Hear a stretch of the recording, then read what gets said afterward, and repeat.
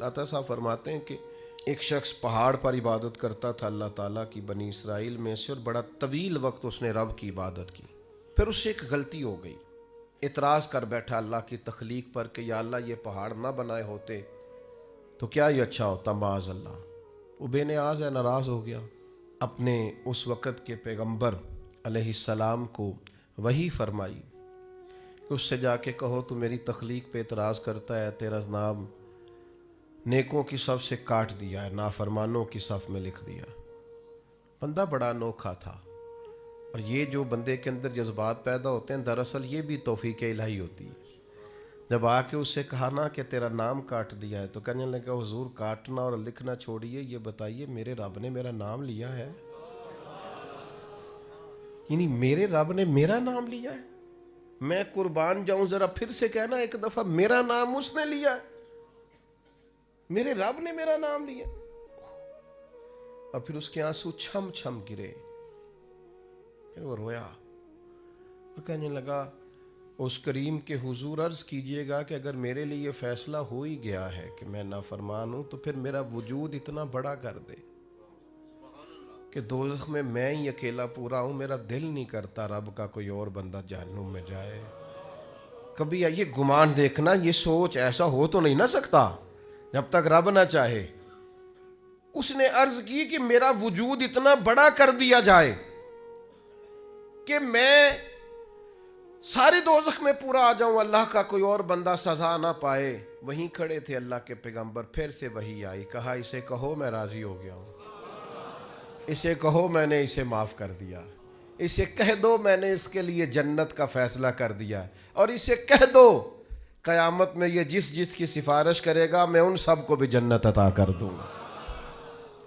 لیکن شرط یہ ہے کہ سوچے تو ٹھیک ہوں، گمان تو ٹھیک ہو، ارادے تو ٹھیک ہوں. لیکن وہ جیسے میں نے شروع میں عرض کیا نا، ہمارے زمانہ تیز لوگوں کا زمانہ، وہ بڑی زبردست قسم کی منصوبہ بندی کرتے ہیں اور سارا کچھ چالاکی سے حاصل کرنا چاہتے ہیں. اکثر میں دوستوں سے کہا کرتا ہوں کہ پہلے ہم سنتے تھے پرانے بزرگوں سے کہ لوگ اپنے دوسروں کو شیشے میں اتار لیتے ہیں. تو یہ جو ہمارا زمانہ ہے اب تو شیشہ نہیں، اب تو لوگ شیشی میں بھی اتار لیتے ہیں، چھوٹی سی شیشی میں اتار لیتے ہیں، پتہ ہی نہیں چلتا. ایسی زبردست قسم کی لوگ بات سناتے ہیں کہ وہ سمجھ میں نہیں آتی، اور وہ سمجھتے ہیں کہ شاید یہ فن اور یہ بولنا اور یہ جو منصوبہ بندی ہے اور یہ جو میرے ذہن کی تیزی ہے یہ میرا کمال ہے. یہ تو اللہ کا انعام تھا، تو نے مثبت چیز کو منفی جگہ پہ استعمال کر کے ناشکری کی رب کی. یہ تیرے اوپر اللہ کا خاص انعام تھا، لیکن تو سمجھا ہی نہیں، تو نے غلط رنگ اختیار کیا. میرے عزیز یاد رکھیے گا، اچھے گمان سے اللہ راضی ہوتا ہے. اور پھر ساتویں بات، بعض دن اللہ نے ایسے رکھے ہیں، وہ کہتا چل تو فلاں دن آ جانا. ہم بھی کہتے ہیں نا فلاں دن آ جانا ملاقات ہو جائے گی، فلاں دن میں فارغ ہوں تو میں آپ سے ملنے آ جاؤں گا. کچھ دن ہوتے ہیں نا خاص، اور کچھ بڑے بڑے تاجر بھی بعض اوقات کچھ آفریں بھی دیتے ہیں. وہ کہتے ہیں جناب آپ یہ والا کام کریں تو ہماری طرف سے پھر یہ آفر ہے، چلو ایسے کر لیں تو ایسے ہو جائے گا. یہ جو لوگ زیادہ ٹریول کرتے ہیں نا، میری طرح کے ہمیشہ کے مسافر، ان کو تو ایئر لائنیں بھی جہاز بھی کہتے ہیں کہ جناب آپ اس طرح کریں، ہمارے ساتھ آپ یہ کر لیں، ہمارا کارڈ لے لیں، اسی فلائٹ میں سفر کریں، اتنا ڈسکاؤنٹ ہو جائے گا. وہ آہستہ آہستہ چیزیں اور رنگ اختیار کرنے لگتی ہیں. بلا مثال و ملا تشبیہ کائنات کا رب بھی بڑا ہی فضل کرتا ہے. فرماتا ہے جو جمعے کا دن ہے نا، جمعے کا یہ سید الایام ہے. حضور سید عالم صلی اللہ تعالیٰ علیہ وسلم نے فرمایا جو جمعے کے روز درود پڑھتے ہیں فرشتے مجھ پر فوراً پہنچا دیتے ہیں. یہ خاص دن ہے. اس دن کا ذکر قرآن مجید نے نام لے کے بیان فرمایا، سید الایام ہے. پھر میرے بھائی کچھ مخصوص ایام اللہ نے اپنے فضل سے رحمت کرنے کے لیے بنائے، جن میں سے ایک وقت سحری کا وقت ہے، تہجد کا وقت. وہ جس ٹائم آج کا لوگ موبائل بند کر کے سوتے نہیں، وہ اٹھنے کا ٹائم ہے. دراصل وہ ٹائم جو جاگنے کا ہے، اس ٹائم لوگ سو رہے ہوتے ہیں. اللہ کے حبیب علیہ السلام نے فرمایا جب سحری کا وقت ہوتا ہے تو اللہ تعالیٰ پہلے آسمان پر نزول جلال فرماتا ہے جو اس کی شان کے لائق ہے. سحری کے وقت یعنی پچھلی راتی رحمت رب دی کرے بلند آوازہ. اللہ تعالیٰ پہلے آسمان پر نزول جلال فرماتا ہے اور کریم رب فرماتا ہے کوئی رزق مانگنے والا اسے عطا کروں، ہے کوئی بخشش مانگنے والا اسے عطا کروں، ہے کوئی میری بارگاہ سے جنت کا سوالی میں اسے عطا کروں۔ اچھا عجیب بات ہے، جب گیٹ کھلنے کا وقت آیا تو لوگ دروازہ چھوڑ کے چلے گئے، حالانکہ جب عطا کرنے کا ٹائم ہے تو آپ سو گئے، جاگنے کا وقت آیا تو آپ کی آنکھ لگ گئی۔ یہ غافلانہ مزاج ہے۔ نبی پاک علیہ السلام نا نفلوں کے لیے سختی نہیں فرماتے تھے، سختی فرائض کے لیے ہوتی ہے، واجبات کے لیے ہوتی ہے۔ لیکن حضرت فاطمہ رضی اللہ تعالیٰ عنہ بیان فرماتی ہیں سحری کا وقت آتا تو حضور میرے حجرے میں آتے، آواز دیتے اور کئی دفعہ مجھے ہلاتے، کہتے بیٹا اٹھو، یہ سحری کا وقت ہے، یہ رب سے رحمت مانگنے کا ٹائم۔ میں کیسے آپ کی خدمت میں عرض کروں، اب تو صبح جلدی اٹھنا یہ غریب ہونے کی علامت ہے۔ اٹھو، کبھی غور کرو، دیکھو کہ کچھ ایسے بھی رب کے عاجز بندے ہیں جو فجر کی نماز بھی جا کے اس منڈی میں پڑھتے ہیں جہاں سے انہیں امید ہے کہ میرا رب اس کے وسیلے سے رزق عطا کرے گا۔ سویرے اٹھتے ہیں، اٹھا جا سکتا ہے، یہ ہوتا ہے۔ تو سحری کا وقت ایک ایسا وقت ہے جس میں اللہ راضی ہوتا ہے۔ کیا کریں، کس طرح قوم کو سمجھائیں، کیا رویہ اختیار کریں؟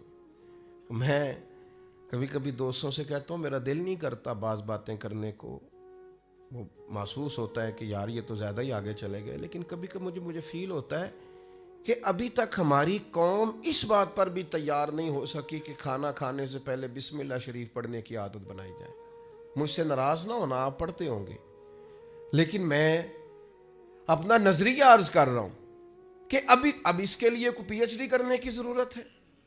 یہ کوئی مسئلہ ایسا ہے کہ جس کے لیے فقہ کی 4 کتابیں پڑھیں گے تو سمجھ میں آئے گا کہ کھانا کھانے سے پہلے بسم اللہ؟ تو جو قوم یعنی بالکل بنیادی اور ضروری بات ہے کہ آپ کھانے سے پہلے بسم اللہ پڑھ لیں، اور میرا خیال ہے یہ بچے کو ویسے ہی آتی ہے۔ ہو سکتا ہے جس کو با کی پہچان نہ ہو، سین کی پہچان نہ ہو، میم کی پہچان نہ ہو، الف کی اور لام کی پہچان نہ ہو، ہا کی پہچان نہ ہو، اسے ویسے ہی آتی ہو، زبانی یاد ہو گئی ہو، لیکن عادت کس نے بنانی ہے؟ مزاج کس نے بنانا؟ بالکل بنیادی باتیں بھی اگر ہم ان پر غور نہیں کریں گے تو پھر میرے بھائی بڑے بڑے فلسفوں کا اور بڑی بڑی باتوں کا پیچھے کیا رہ جائے گا؟ تو سحری میں اٹھنا، فجر میں اٹھنا، نماز کا پابند ہونا، بہت پیچھے رہ گئے وہ والدین۔ سننا مجھ سے اور مجھ سے ناراض نہ ہونا جس نے اپنے بچے کو ایم فل تک پڑھا لیا ہے اور ایم ایس سی تک کرا لیا ہے، پر وہ بڑا پیچھے رہ گیا ہے۔ اس نے سارا کچھ تو کرایا ہے پر اپنے بچے کو سجدے کا طریقہ نہیں بتایا، وہ نمازی نہیں بنا سکا، عبادت گزار نہیں بنا سکا، صبح اٹھنے کا سلیقہ نہیں بتا سکا، پیچھے رہ گیا، نقصان میں رہ گیا، کمزور رہ گیا۔ پہلے بھی ایک دفعہ عرض کیا تھا، پھر کہتا ہوں، ایک دوست میرے پاس آئے اور کہنے لگے میں نے بڑا ہی زور لگایا میرا بچہ عالم نہیں بنتا، بڑی کوشش کیا۔ میں نے ان سے کہا ضروری نہیں ہے سارے بنے، نہ شریعت کا یہ حکم ہے کہ کل علم سارے حاصل کریں۔ آپ ایسا کریں، عالم نہیں بنتا تو اچھا مسلمان بنا دیں، اس کے اخلاق درست ہونے چاہیے، اس کی عبادات کا معاملہ درست ہونا چاہیے، اسی پر اللہ کی رحمت برس جائے گی۔ اسی طرح کے کچھ ایام پھر اللہ نے رکھے ہیں، جیسے ٹائم رکھا ہے اسی طرح کے ایام رکھیں، ان میں سے شب برات بھی ہے، شب قدر بھی ہے، رمضان کی ہر رات بھی ہے، پر کس کے لیے؟ شیخ سعدی فرماتے ہیں جو قدر کرے اس کے لیے ہر شب بھی شب قدر ہے، اور جو قدر نہ کرے ٹھیک ہے وہ پھر شب قدر کی رات بھی سوٹ سیتا رہے، وہ شب قدر کی رات بھی کوئی مال خریدنے جاتا رہے، وہ پھر شب قدر کی رات بھی دیکھے کہ آج کل کون سی چیز بک رہی ہے، کون سی خریدنی ہے، چلتا رہے کام۔ اگر قدر کرے گا تو ہر شب شب قدر ہے، اور اگر قدر نہ کرے تو جتنی مرضی شب قدر گزر جائے، یہ تو قدر والوں کے لیے۔ آپ اس کو سمجھ لیں، اس پر غور کر لیں کہ اللہ نے وقت دیا ہے کہ آ جا رحمت برسے گی، تو شب برات پہ آ جا کرم ہو جائے گا۔ یہ نہیں آیا سویا ہوا ہے، آ جا شب قدر کی رات کرم ہو جائے گا، نہیں آیا سویا ہوا ہے۔ وہ تو کہتا ہے کتب ربکم علی نفسہ الرحمہ، تیرے رب نے اپنے ذمہ کرم پر رحمت کو خاص کر لیا ہے، پر آ تو صحیح نا۔ حدیث سنو مزہ آئے گا، بخاری مسلم میں مشکات میں حدیث موجود ہے۔ نبی پاک فرماتے ہیں بندہ گناہ کرتا ہے، بندے سے گناہ ہو جاتا ہے، پھر وہ کہتا ہے یا رب یا رب یا رب مجھے معاف کر دے۔ تو اللہ فرشتوں سے فرماتا ہے میرے بندے کو پتہ ہے کہ میرا کوئی رب ہے، اور یہ بھی پتہ ہے کہ میرے رب نے مجھے معاف کر دینا ہے۔ اور اللہ فرشتوں سے فرماتا ہے گواہ ہو جاؤ میں نے اسے معاف کر دیا۔ فرمایا پھر نفس غالب آتا ہے، پھر کوئی گناہ کر بیٹھتا ہے، پھر عرض کرتا ہے یا رب یا رب یا رب، اللہ میں بھول گیا، میری مدد فرما، مجھے معاف کر دے۔ تو کریم فرماتے ہیں اللہ پھر فرشتوں سے فرماتا ہے میرے بندے کو پتہ ہے اس کا رب بھی ہے، اور یہ بھی پتہ ہے اس نے معاف بھی کر دینا، تم گواہ ہو جاؤ میں نے اسے معاف کر دیا ہے۔ تیسری بار حضور بیان فرماتے ہیں، تیسری بار فرمایا پھر بندے سے غلطی ہو جاتی ہے، وہ پھر بھول جاتا ہے، پھر اللہ کے حضور عرض کرتا ہے یا رب یا رب یا رب۔ تو فرمایا مالک فرماتا ہے فرشتوں میرے بندے کو پتہ ہے کہ اس کا رب بھی ہے، اور یہ بھی پتہ ہے کہ اس نے معاف کر دینا ہے، تم گواہ ہو جاؤ میں نے اسے معاف کر دیا ہے۔ شارحین حدیث فرماتے ہیں یہ حضور نے جو 3 بار کا ذکر کیا یہ تمثیل کے طور پر ہے۔ معنی کیا ہے کہ وہ جتنی بار بھی سچے دل سے توبہ کرے گا اللہ اتنی بار ہی اسے معاف فرما دے گا۔ شرط یہ ہے کہ توبہ سچے دل سے کرے، توبہ کے جملے نہ پکارے استغفر اللہ استغفر اللہ استغفر اللہ، اور ساری رات شب برات میں مسجدوں سے رونے کی اور چیخنے کی اور تڑپنے کی آواز آئے۔ تو میں نے بارہا کہا ہے، میں پھر کہتا ہوں کہ اگر تو شب برات کی رات توبہ کرنے کے بعد پھر تھوڑا سا ہمیں پتہ چلے کہ اب معاشرے سے کچھ ملاوٹ ختم ہو گئی ہے، کچھ جھوٹ ختم ہو گیا ہے، کچھ بددیانتی ختم ہو گئی ہے، تو پھر تو پتہ چلے رات کچھ لوگوں نے توبہ کی ہے۔ لیکن یہ کہ ساری رات روتے بھی رہیں تڑپتے بھی رہیں، اور توبہ کا تو مطلب ہی یہ ہے کہ یا اللہ پچھلے معاف کر دے، آج کے بعد نہیں کروں گا، لیکن پچھلے معاف کرا لیے اور آئندہ چھوڑنے کا ارادہ نہیں کیا تو توبہ کی شرط ہی نہ پائی گئی، یہ توبہ ہوئی نہ، یہ توبہ کی نہیں گئی۔ جب تک آپ یہ ارادہ نہیں کرتے کہ اب میں چھوڑ دوں گا، آج کے بعد یہ نہیں کروں گا، اللہ تعالیٰ معاف کرنے والا ہے، کریم ہے۔ پھر 8ویں بات بھی سنیں، شریعت میں مایوسی بہت بڑا گناہ ہے، یعنی ساری رپورٹیں بھی غلط آ جائیں نا، ڈاکٹر نے بول دیا ہے کہ بھئی مشکل ہے آپ کا بچنا، اس وقت بھی یہ امید چھوڑنا ناجائز ہے کہ میں نہیں بچوں گا۔ اس وقت بھی امید یہی رکھنی چاہیے کہ میرا رب اگر فضل کرے تو فوراً شفا عطا فرما دے۔ یہ ضروری امر ہے، ضروری۔ آپ کو ہر کاروبار میں نقصان ہوا ہے، آپ نے جتنی بھی صحیح کی ہے آپ کی آگے نہیں بڑھ سکی، بڑی جد و جہد کی ہے، آگے نہیں آپ جا سکے، آپ کو بار بار پیچھے لوٹنا پڑتا ہے، بار بار آپ محسوس کرتے ہیں کہ میرا نقصان ہو گیا ہے، لیکن آپ کے لیے یہ سوچنا منع ہے کہ مجھے اب میں کبھی بھی آگے نہیں بڑھ سکتا، میں تو بس جی ختم ہو گئی بات، میں تو تھک گیا ہوں یہ کر کر کے۔ حکم یہ ہے کہ تو خدا کا نام لے کے آگے بڑھ، وہ بڑا کریم ہے، فضل کرے گا اور اتنا رزق دے گا کہ کبھی سوچا بھی نہیں ہوگا۔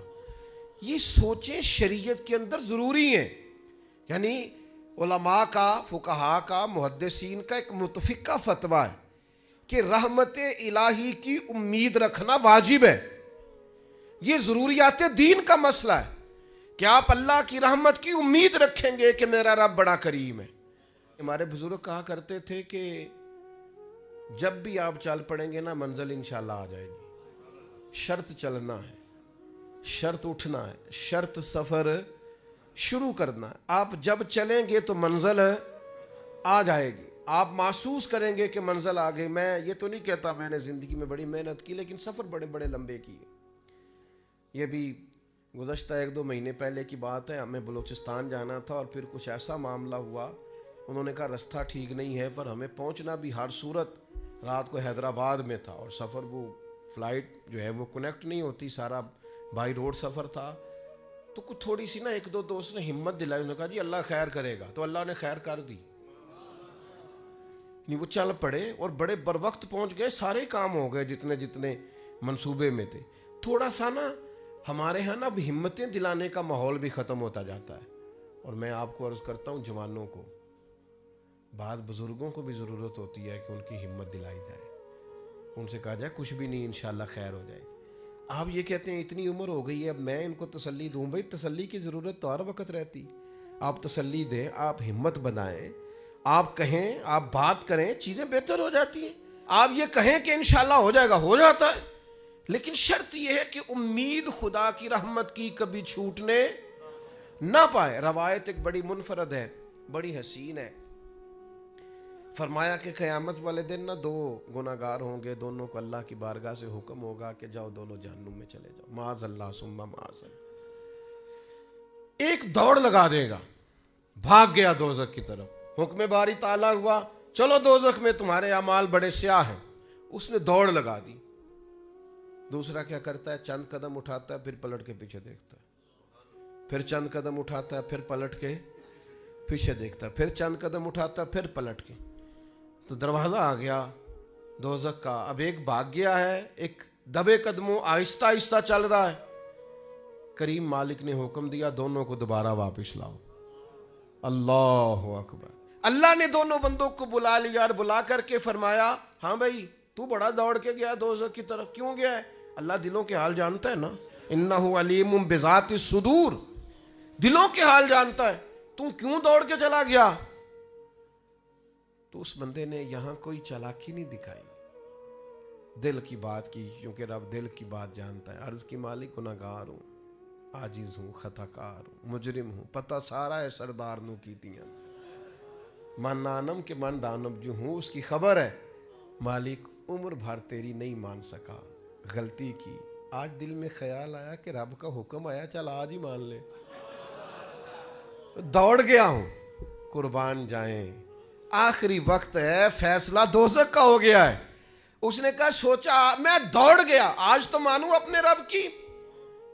کریم اسی بات سے راضی ہو گیا، فرمایا بھیج دو اس کو جنت میں۔ وہ چلو آخر وقت تک کی صحیح، کسی ٹائم ہی صحیح، آخر میں ہی صحیح۔ تو وہ جو دھیمے دھیمے قدم اٹھا رہا تھا اس سے پوچھا بھائی اللہ جانتا ہے؟ پوچھنا لا علمی کی علامت، بھائی تو بڑے آرام آرام سے کیوں جا رہا تھا؟ اس نے کہا مالک میرا یقین تھا میرا رب کریم ہے، میں پلٹ پلٹ کے دیکھتا تھا کہ آواز آ ہی جائے گی، آواز آ ہی جائے گی، آواز آ ہی جائے گی۔ دوزخ کا دروازہ آ گیا، پر میری تیرے کرم سے امید نہیں ٹوٹی، اور مالک جب میں دوزخ کے دروازے پر پہنچا تو آواز آ ہی گئی، وہ ہو گیا جس کی مجھے امید تھی، آواز کرم آئی۔ تو اللہ نے فرشتوں سے فرمایا جو میری رحمت کی اتنی امید رکھے اسے کوئی دوزخ میں پھینکا جاتا ہے؟ لے جاؤ اسے بھی جنت میں۔ دونوں کو جنت میں ڈال دیا۔ تو آخری دم تک رحمت سے امید چھوڑنی، کوئی کچھ بھی کہہ دے، کتنا بھی کہہ دے، اس کے کرم سے امید چھوڑنی۔